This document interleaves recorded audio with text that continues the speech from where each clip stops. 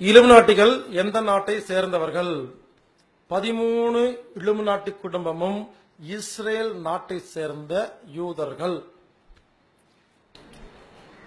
Israel நாட்டில் தாய்மொழி கல்வியை தூக்கிவிட்டார்களா? கிடையாது. உலகத்திலேயே இஸ்ரேல் நாட்டில் மட்டும்தான் எந்த டிவிலையும் நாடகமே கிடையாது. உலகத்தில் இஸ்ரேல்ல மட்டும்தான் தடுப்பூசி போடுறதே கிடையாது. இஸ்ரேல் நாட்டில் மட்டும்தான் கார்ட்டூன் சேனலே கிடையாது.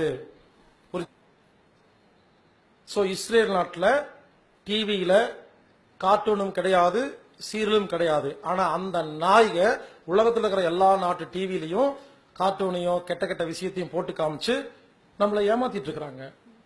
இஸ்ரேல் நாட்டில் இருக்கிற இன்டர்நெட்ல இங்க பாருங்க, இஸ்ரேல் நாட்டில் போய் இன்டர்நெட்ல ஒன்னு சர்ச் பண்ணீங்கன்னா அதுல வர சர்ச் ரிசல்ட்டே வேற. அதை விடுங்க, இந்தியாவில் கூகுள்ல சர்ச் போட்டா வேற வரும், சிங்கப்பூர்ல சர்ச் போட்டா வேற வரும், மலேசியால வேற வரும், வேற வேற சர்வர், அமெரிக்கால வேற வரும். நீங்க செக் பண்ணி பாருங்க. நீங்க ஒரே செகண்ட்ல அமெரிக்காவுக்கு போன் பண்ணி ஃப்ரெண்டு கிட்ட ஒரு சின்ன ஒரு விஷயம், ஒரு ஒரு சர்ச் போடுங்க, சொம்புன்னு போடுங்க. இங்க சொம்பு வேற, அந்த சொம்பு வேற.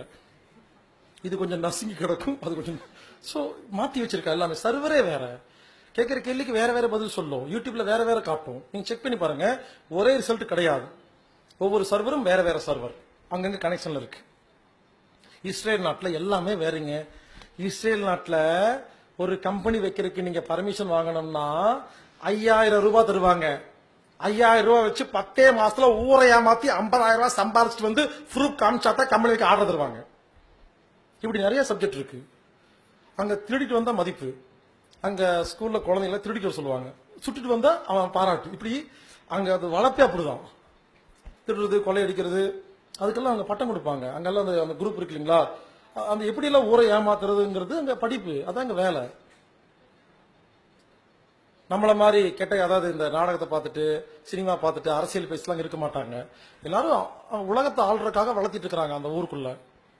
அது ஒரு பெரிய